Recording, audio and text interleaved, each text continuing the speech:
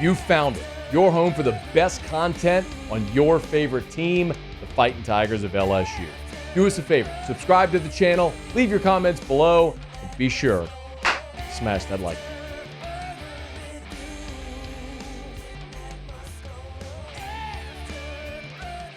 LSU-Alabama, Saturday night in Death Valley. You better believe the biggest game of the year is going to bring out all the biggest names on the recruiting trail.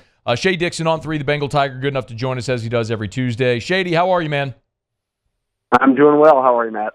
I'm doing great. Okay, let's start with the biggest fish in the sea, and that's Bryce Underwood. We talked about it a bit last week and all the push that Michigan is giving right now for Bryce Underwood. He'll be in Baton Rouge this weekend for LSU-Bama. Get us up to speed on the absolute latest and what the deal will be this weekend for Bryce.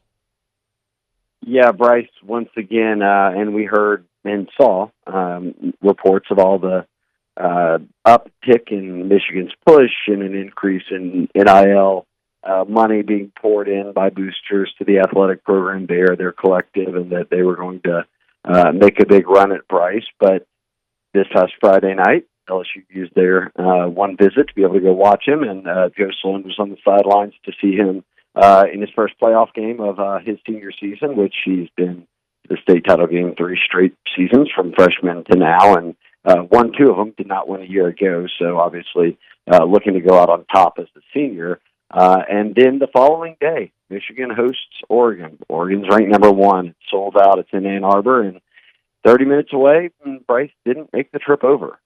So, look, you've got limited time left to get a guy like him on campus when each weekend he'll be playing in a playoff game, and if they continue to win through most of this month. And he's going to play Friday night, and then Saturday and Sunday, spend those 2 full days and evenings on LSU's campus for his official visit with his mom and dad and sister and some extended family. So I think less than a month out from signing day. Remember, it's December 4th now, not later in the month, 2 weeks. It used to be 2 weeks after that, that everyone will see these recruits put pen to paper, and Underwood at this point has not deviated from his plan to sign with LSU. And I think it sets up pretty well when you get an extended weekend with everybody and iron out any final details. And then he's got, 3 or 4 weeks left of school. He's playing football during that time. Then you sign, and by then it's December, and he enrolls in college in January. So I think we're going to kind of blink, and barring any major shakeup, LSU's expected to sign the number 1 player in America. I think at this point it would be a surprise if Michigan were able to make up enough ground. But if they do make the Godfather offer, it might be hard to turn from. Shay, just one quick follow-up. Just play the hypothetical with me. If Bryce Underwood did flip to Michigan, would LSU sign a quarterback in this class? You always keep in contact with guys, and by and large, the portal. Look, if you keep in contact with a player, even though he's not committed to you, all the way through signing day, and 2 years later he's in the portal, whenever you make a phone call to him, he's answering because you recruited him all the way even when you weren't getting him. A number of kids in this class have talked about that with this LSU staff. I don't know what the backup plan would be because right now the plan is Underwood and do what it takes to get him here. And look, he's been committed for 300-plus days and has never stepped foot on another campus, let alone Michigan, which is 30 minutes down the road. And I think for LSU, too, the good news here is he's talked about this being a long-term decision, Matt, and he sees Jaden Daniels now taking over in the NFL. He's seeing these Louisiana receivers come out of LSU year after year and have really successful NFL careers, continuing with Malik and Brian right now. So Michigan doesn't, if you were going up against name it, Matt, some high-powered offense that throws at Oregon 40 times a game or something, and you knew they had deep NIL pockets, and he lived right outside Eugene, that would be one thing. But Michigan's stuck in kind of the Les Miles days, aren't they? They don't have a quarterback. They run the football. They won national championship last year, but now they've got an interim head coach and a new staff. You don't know how long all that lasts. So I just think there's a little more certainty around his position, around the program, everything that comes with what LSU has been able to do with Brian Kelly here and the prior staff, and putting guys like Burrow and Daniels into the NFL. And then us playing, barring that collapse in College Station, which I know is fresh on everyone's mind. Prior to that, he led the nation in completions. And to a guy like Bryce Underwood or any quarterback, that just tells me I get to throw the ball a lot. So I think that they value LSU and what it can do for him long term more than Michigan at this stage, and I don't think anyone is surprised by that. Shea, let's get our weekly update on Jahkeem Stewart. Hasn't played this year. Obviously, he's transferring St. Aug to Carr, but he'll be in that number as well Saturday in Death Valley. What's the latest? Yeah, our weekly update now is here we are. It's LSU time. So 2 visits are down, 2 to go. Oregon and Ohio State are the 2 he's taken. LSU this weekend, Southern Cal at USC the following weekend. We talked about this on my podcast today, Billy and I, on the Bengal Tiger, and he came out and told Chad Simmons of On3 this week that heading into the LSU visit, he's got a top 2. Well, I say, he's taken 2 visits to Oregon and Ohio State, spoken highly of them both.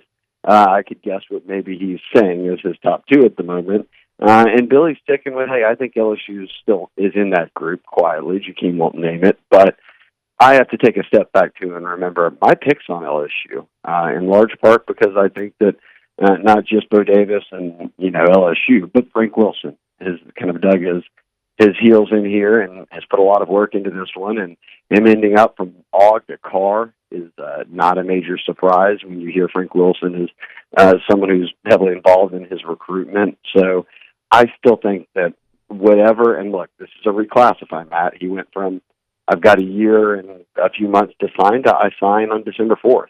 So everything is sort of happening in a hurry. So this weekend is massive in terms of not just the game, obviously, but in his recruitment, sitting down, talking over everything that comes with being a recruit and doing so in a way that he's never done at LSU before because he hasn't visited since he reclassified a couple of months ago, not in a extended capacity. He can't break games. So I think this will be the first time they can all sit face to face and say, lay it out. This is what we've got. This is kind of the outlook, and this is why you should stay home. And this was kind of the goal from the start. Everyone knew that a chance at reclassification, and if it happened, LSU had to be set up well to move quickly, and I think so far they have. Shea, one quick follow-up. So if you think LSU is one of the top 2, who do you think is the other? Is it Ohio State? I think it is. Okay. I think that, look, and I'll briefly say that I think Ohio State and LSU have 2 well-known D-line coaches who have coached a long time and put out a lot of guys into the league. And then I think that a kid from reserve, this is a battle Oregon fights. Oregon's got NIL money. Oregon's got Lanning as a head coach and a staff of recruiters, and they've got a great class, but they have to battle this of kids leaving home and going all the way out to not just the West Coast, but the Pacific Northwest. And you can have Nike and all of that, but you're still overcoming hurdles. And that's tough for them. And I think that ultimately Ohio State is, even on a flight, is quicker and maybe feels a little bit more like I'm closer to home. So I would pick those 2. And I think Ohio State's done well to recruit. He has real interest there. The reason I was asking, Jay, if SC was in that mix, there's just a lot of smoke around Lincoln Riley and if he's going to be back. And I wonder, could that maybe impact this decision if SC were one of the teams that were right there, depending on how that season finishes. But I guess cross that bridge when it comes. Shea Dixon on 3, the Bengal Tiger. He's on Twitter at Shea Dixon. Make sure you get him. LSU-Bama, massive recruiting list. 2 other 5-stars, DJ Pickett and Harlem Berry, currently committed for 25, will both be on campus. Shea, anything there? I know you've told us a little bit about Pickett. There's some people a little uneasy because he keeps popping up at Miami games. He's from down there, and I think he said his cousin plays there. But anything up to date with Harlem Berry and DJ Pickett coming in this weekend? Yeah, Harlem's about as locked in as a 5-star can get. We so easily gloss over that he's the highest-ranked prospect to come out of New Orleans at running back, or this state at running back since Fournette, and he's coming out of New Orleans 10 years later, 10 classes later, I should say, and playing at St. Martin's and continues to just tear it apart. I mean, he is your ultimate, we talk comps, but we can see anyone from Jamal Charles to the Reggie Bush to the late Joe McKnight. I mean, he's that kind of player. He's electric with the ball in his hands. He catches it so well out of the backfield. So he's a guy that's going to play a good bit next year. I have full faith in that. We see that Frank will play freshman running backs not just with Durham, but across his time at LSU.